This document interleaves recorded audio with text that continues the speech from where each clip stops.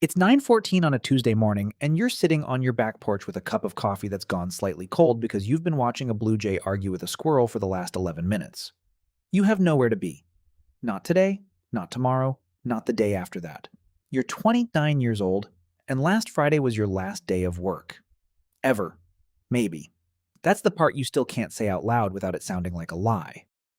Down the street, a neighbor backs out of his driveway in a sedan with a dealership plate frame heading toward a commute you know takes 52 minutes each way because you used to drive the same road. He waves. You wave back. He thinks you work from home now. You've let him think that. It's easier than the truth, which is that your checking account, your brokerage account, and a paid-off duplex you bought at 26 now produce more money each month than the job you just quit ever paid you. Nobody on this street knows that. That's the whole design. This isn't a story about getting lucky. It's a story about what happens when you decide very early that you're buying your time back instead of everything else you're supposed to buy. It starts when you're 22, in a break room with flickering fluorescent lights, reading a number that rearranges your entire life. You've been at the logistics company for 7 months. You make $47,000 a year. On your lunch break, instead of scrolling, you fall down an internet rabbit hole about something called the 4% rule. The idea is almost insultingly simple. If your investments are 25 times your annual spending, you never have to work again. You spend $22,000 a year. You do the math on the back of a receipt, $550,000. You look at that number for a long time. It seems impossible. Then you do a second calculation, the one that actually breaks your brain. At your current savings rate of about $300 a month, you'll get there in roughly 41 years. But if you saved half your income, you'd get there in about 11. 11 years, you'd be 33. Your coworker Dana, who's been at the company 19 years, walks in and asks what you're smiling at. You say nothing. You are not smiling because it's funny. You're smiling because a door just appeared in a wall you didn't know was a wall. That night you tell your roommate Chris. Chris makes $61,000 and just financed a car for $520 a month. He listens, nods, and says the sentence you'll hear from approximately everyone for the next 7 years. Yeah, but you have to live your life. He's not wrong, that's the thing. Nobody who says that sentence is wrong. They're just answering a different question than the one you're asking. The first year is the hardest, and not for the reason you'd expect. You move into the cheapest apartment you can find that isn't dangerous, $690 a month, split with a guy named Sam, who leaves dishes in the sink and is otherwise perfect. You sell your car and buy a 2008 Corolla with 142,000 miles for $4,016 in cash. You learn to cook, badly at first, then adequately, then well enough that your rice and beans get a reputation. Your savings rate hits 51%. Here's what nobody tells you about the first year. The math works immediately, but the evidence doesn't. You put away $2,000 in January and the account barely moves because the market barely moves, and $2,000 is not a number markets notice. You check it too often. You feel ridiculous. At a birthday dinner in March, you order the cheapest thing on the menu and drink water while everyone else splits appetizers, and a guy you barely know makes a comment about you being cheap, laughing, not meaning anything by it. You laugh too. On the drive home in your $4,016 car, you run the numbers again. Not because you need to, but because the numbers are the only thing that agrees with you. By 24, something shifts. Not in the account. In you. The account holds $61,000. That's not retirement money. But here's the part that changed. You no longer experience saving as deprivation. The feeling inverted somewhere along the way, quietly, without a ceremony. When your friends talk about their car payments, you don't feel envy. You feel something closer to the way you feel watching someone pay $9 for airport coffee. A small wince. Not superiority, just the recognition that you can no longer see the price tag without also seeing the second number behind it. What that money would have become. Your mom calls that spring worried. She's found out through your sister that you bring lunch to work in a cooler bag every single day, and she asks if everything is okay financially. You try to explain that everything is more okay than it's ever been. There's a silence on the line. She says, "Your grandfather was like this, saved everything. Then he retired and didn't know how to be a person anymore." You tell her you'll figure that part out. You are not at all sure you will. It turns out your mom has identified the actual hard part of this entire project, and it isn't the money. At 25, you get promoted. $58,000. The standard move, the one everyone around you makes automatically, is to let the raise dissolve into your life. You do the opposite. You keep living on $24,000 and route every new dollar into the account. Your savings rate crosses 60%. Coworkers notice you never buy lunch, never join the Thursday bar tab, and they construct a story about you that isn't true, that you're broke or in debt or supporting someone. You don't correct them.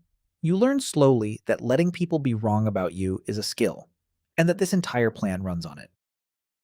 Then, at 26, you make the decision that accelerates everything, and it's the least glamorous decision in the whole story. The duplex 2 streets over from your apartment goes up for sale, $187,000. It needs work. Your friend Elena, who you met at a community college night class on accounting, looks at it with you and says the sentence that seals it. You'd live in one side for less than you pay Sam, and the other side pays most of the mortgage. You put down everything that isn't in your retirement accounts. You move into the smaller unit.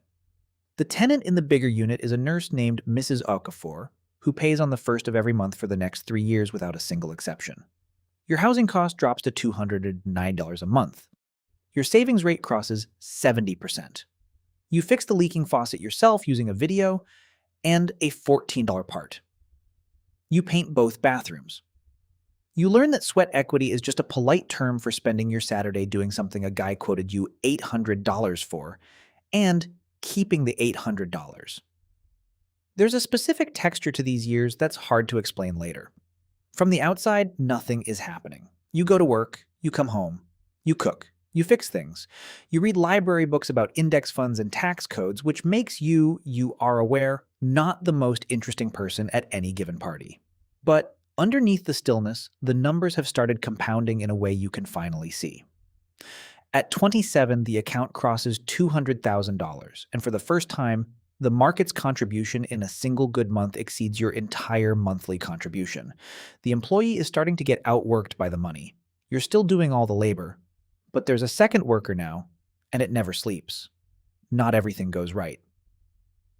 At 27 and a half, the market drops 19% over a bad autumn, and your $214,000 becomes $176,000 while you're standing in a grocery store parking lot staring at your phone. The old you would have panicked. Instead, you do something that surprises you. You transfer in the $4,000 you'd set aside for a trip you didn't end up taking, because everything is on sale. Your hands are steady. You're a little proud of your hands. The moment that actually changes things comes at 28. 28, and it's not a number at all. Your manager, a decent guy named Rob, who is 44 and has mentioned his boat payment more than once, calls you in and offers you the next step. Senior coordinator, $71,000, more responsibility, a team of 4, on-call weekends. It's the offer you're supposed to want. And sitting in that beige office, you realize you don't. Not because it's a bad job. Because you've done the math so many times, it's become physical. Your investments, the duplex income, and your spending now cross in roughly 14 months. 14 months of this job buys you the rest of your life. Taking the promotion would add years of stress to shave off maybe 8 months. You turn it down. Rob blinks. He actually says, "Can I ask why?" And you give him the answer you'll give everyone, the true and complete one, "I'm happy where I am." He nods slowly, like you've told him something sad. That night you sit at your kitchen table and realize the strangest thing. For 6 years, this plan was about the money. Somewhere in the last year, it quietly became about something else. About never again needing a stranger's permission to have a Tuesday. You tell Elena first over cheap tacos because Elena has been doing her own version of this. 2 years behind you, and she's the only person who won't need it translated. You tell her you're going to pull the trigger at 29 if the numbers hold. She doesn't say you have to live your life, she says, finally. That's when you understand what the loneliness of the last 7 years actually was. It wasn't saving money. It was speaking a language almost nobody around you spoke. You tell your parents 3 months before the date. It goes exactly how you feared. Your dad, who has worked at the same plant for 31 years, gets very quiet and then asks if you've been scammed. Your mom asks if you're sick. You walk them through the spreadsheet on your laptop, line by line. $520,000 in investments, $22,000 a year in spending. The duplex netting $1,050 a month after everything. Your dad stares at the screen for a long time. Then he says a sentence you'll carry forever. I've been working since I was 17 and I never once did that math. There's no anger in it. That's what makes it hurt. It's wonder, arriving 30 years too late to do him any good. Your last day is a Friday. There's a sheet cake and a card, and Rob says something gracious about your work ethic, and everyone assumes you got a better offer somewhere. You let them.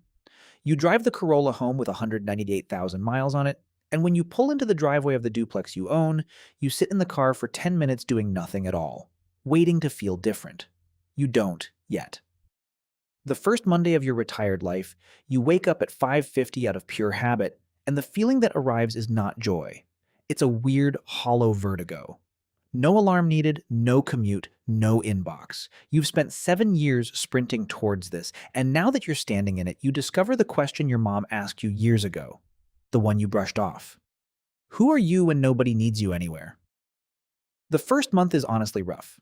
You fix things around the duplex that didn't need fixing yet. You read 9 books. You feel, some afternoons, a low-grade purposelessness that the internet never mentioned in all those celebratory articles. Chris, still paying off the car, now a nicer car, tells you over beers that he could never do what you're doing. He'd be bored out of his mind. And for a few weeks, you're privately afraid he's right. Then, slowly, the shape of a life starts forming where the job used to be. You start volunteering 2 mornings a week at the tool library, fixing lawnmowers and teaching teenagers to change brake pads, and it turns out you're good at teaching and you like it.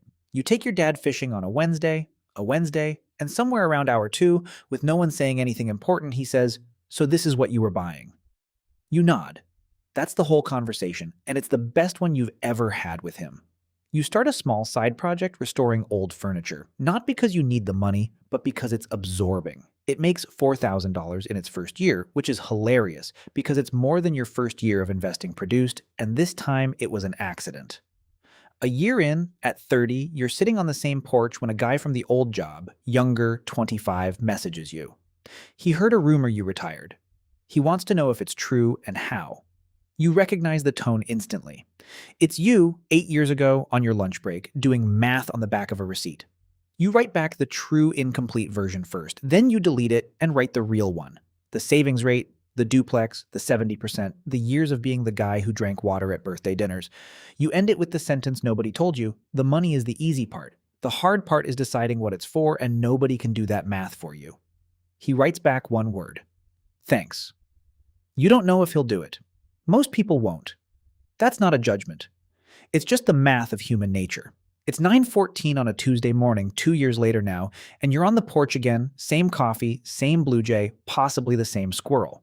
The portfolio crossed $600,000 this spring without you contributing a dollar, which means it now grows more in an average year than you ever earned working. The Corolla hit 220,000 miles and started anyway. Mrs. Okafor still pays on the first. Down the street, your neighbor backs out for his commute, and this time you know what you feel watching him go. Not smugness, not pity, recognition. He's running his race. You ran yours. The only difference is you ran yours toward a finish line he hasn't drawn yet, mostly because nobody ever showed him where the chalk was. People ask what retirement at 29 feels like, and the honest answer is that it feels like nothing at all most days, and that's the entire point. The absence of the alarm, the absence of the Sunday dread, the absence of asking permission.